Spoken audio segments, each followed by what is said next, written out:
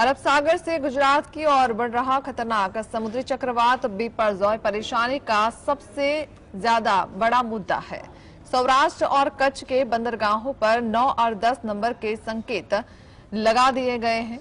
गुजरात पर आए तूफानी संकट के बीच अब सिर्फ बिपरजॉय चक्रवात की चर्चा हो रही है।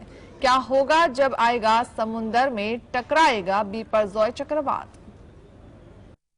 गुजरात के तटीय इलाकों की तरफ बढ़ रहा समुद्री चक्रवात बिपरजॉय काफी खतरनाक हो चुका है।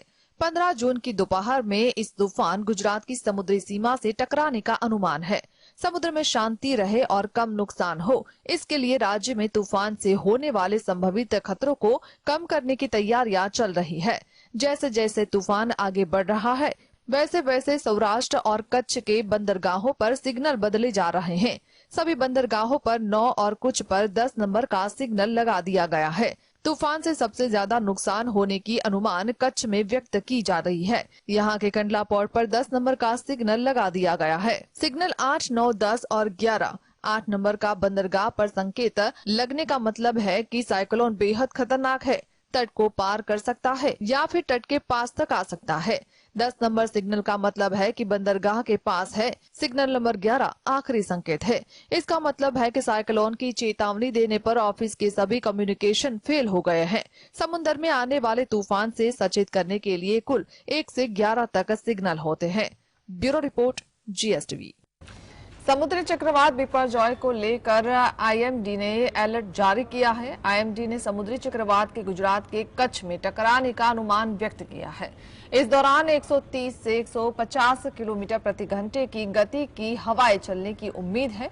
आईएमडी के अलर्ट के बाद गुजरात सरकार ने तूफान से होने वाले संभावित नुकसान को कम करने की पूरी तंत्र को काम पर लगा दिया है। कहा कहर मचा सकता है बिपरजॉय चक्रवात।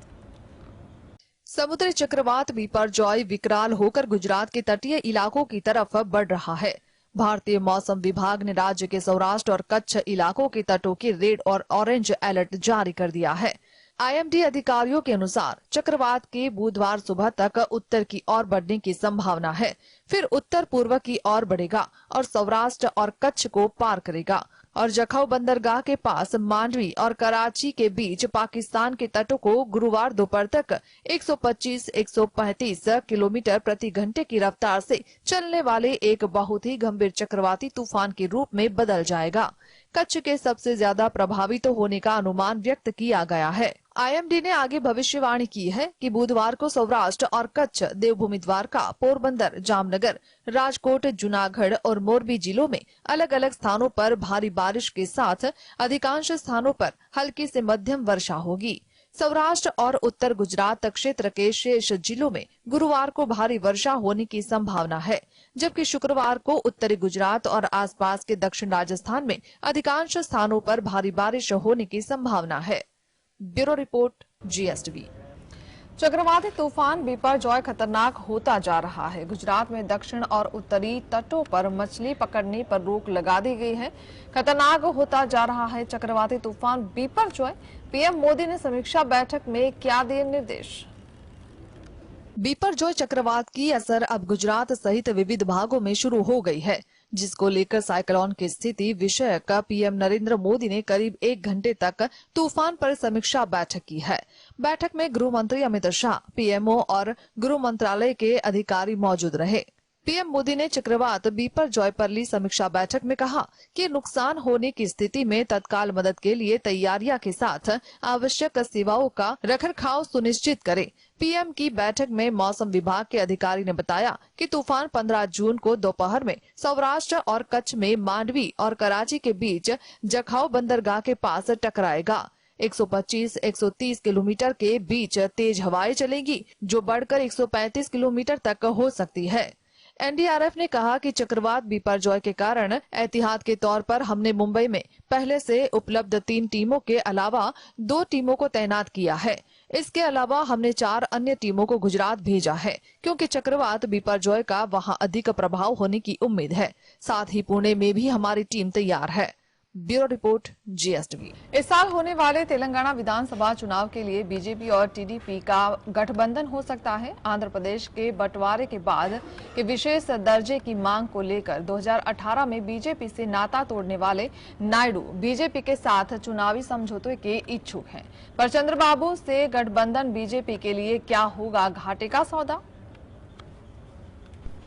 तेलंगाना में भाजपा ने चंद्रबाबू नायडू की टीडीपी के साथ गठबंधन करने का फैसला किया है, जिससे स्थानीय नेताओं में असंतोष फैल गया है। उनके मुताबिक टीडीपी के साथ चंद्रबाबू नायडू का गठबंधन बीजेपी के लिए आत्मघाती होगा और बीजेपी दोनों राज्यों में गिर जाएगी। विशेष रूप से तेलंगाना में तेजी से उभरती पार्टी को भारी नुकसान होगा, क्योंकि चंद्रबाबू नायडू की टीडीपी अलग तेलंगाना के गठन का विरोध कर रही थी।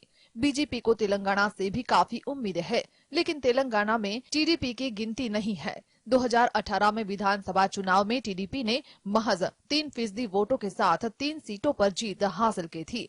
ऐसे में अगर तेलंगाना में टीडीपी को सहयोगी बनाया जाता है तो बीजेपी भी गिर जाएगी। आंध्र में टीडीपी के साथ गठजोड़ से बीजेपी को फायदा होगा, लेकिन उससे सत्ता में लौटने की संभावना नहीं है। इन परिस्थितियों में उनका विचार है कि भाजपा को चंद्रबाबू नायडू की टीडीपी के साथ गठबंधन से बचना चाहिए। Bureau report GSTV। चेन्नई में बीजेपी की बैठक में अमित शाह के बयान से बीजेपी में खलबली मच गई है। शाह ने कहा कि एक गरीब परिवार के तमिल को भारत के प्रधानमंत्री के रूप में बैठना चाहिए। क्या बीजेपी एक गरीब तमिल प्रधानमंत्री बनाएंगी? चेन्नई में बीजेपी की बैठक में अमित शाह के बयान से बीजेपी में खलबली मच गई है। शाह ने कहा कि एक गरीब परिवार के तमिल को भारत के प्रधानमंत्री के रूप में बैठना चाहिए। मीडिया रिपोर्ट्स के मुताबिक दक्षिण चेन्नई में बीजेपी पदाधिकारियों के साथ बंद कमरे में हुई बैठक में अमित शाह ने कहा कि तमिलनाडु के कामराज और मुपनार के पास प्रधानमंत्री बनने का मौका था, लेकिन डीएमके के कारण दोनों प्रधानमंत्री नहीं बन सके। मंत्री करुणानिधि ने दोनों के प्रधानमंत्री बनने की संभावनाओं को बर्बाद कर दिया था, लेकिन अब एक गरीब परिवार के तमिल को प्रधानमंत्री बनना चाहिए। शाह के इस बयान पर डीएमके ने पलटवार किया है कि बीजेपी को लगता है कि तमिल प्रधानमंत्री की बात करने से बीजेपी तमिलनाडु की सभी 39 लोकसभा सीटें और पुडुचेरी की 1 लोकसभा सीट जीत जाएगी। अगर बीजेपी वाकई किसी तमिल प्रधानमंत्री को बनाना चाहती है तो उसे प्रधानमंत्री पद के लिए मोदी की जगह किसी तमिल उम्मीदवार की घोषणा करनी चाहिए। 2024 के लिए हम स्पष्ट है कि पीएम मोदी तीसरी बार एक बड़े जनादेश के साथ सत्ता में आने जा रहे हैं। तमिलनाडु हमारी जीत में बड़े पैमाने पर योगदान देगा, क्योंकि राज्य को काफी फायदा हुआ है। Bureau report GSTV। केंद्रीय मंत्री अमित शाह तमिलनाडु के दौरे पर चेन्नई पहुंचे थे, लेकिन जैसे ही अमित शाह का काफिला वीआईपी गेट से बाहर निकला तो चेन्नई एयरपोर्ट के पास की स्ट्रीट लाइट बंद हो गई। इस घटना का बीजेपी कार्यकर्ताओं ने विरोध किया। क्या है मामला, आइए जानते हैं।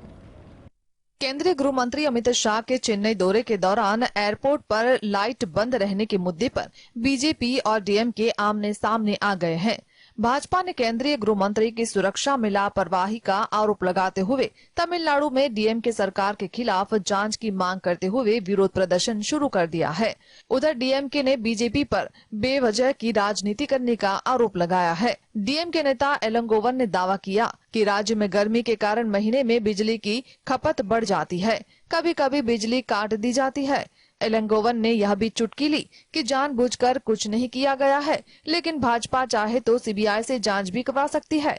डीएमके ने बीजेपी शासित राज्यों में नरेंद्र मोदी की सुरक्षा में सेंध का मुद्दा उठाया है और सवाल किया है कि बीजेपी इस मुद्दे पर विरोध क्यों नहीं कर रही है।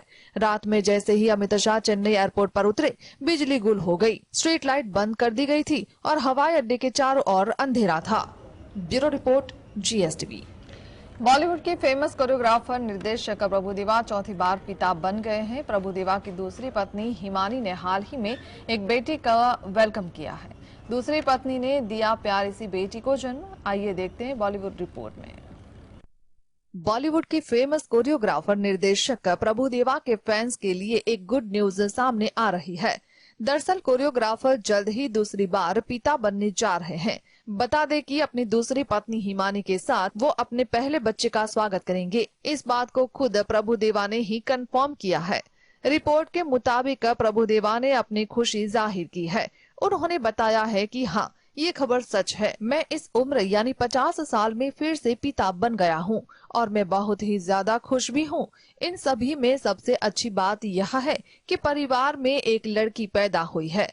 प्रभुदेवा ने आगे कहा कि मैंने अब अपने काम को बहुत कम कर दिया है, क्योंकि काफी वक्त में मुझे यह लग रहा था कि मैं बस इधर से उधर भाग रहा हूँ, लेकिन अब सब काम हो गया। अब इस भाग दौड़ से दूर मैं अपना सारा वक्त अपने परिवार के साथ बिताना चाहता हूँ। बता दें कि प्रभुदेवा के पहली पत्नी से 3 बेटे थे। यही वजह है कि अब घर में बेटी के आने से वो बहुत ही ज्यादा खुश है और ज्यादा से ज्यादा वक्त अपनी बेटी के साथ बिताना चाहते हैं। Bureau report, GS।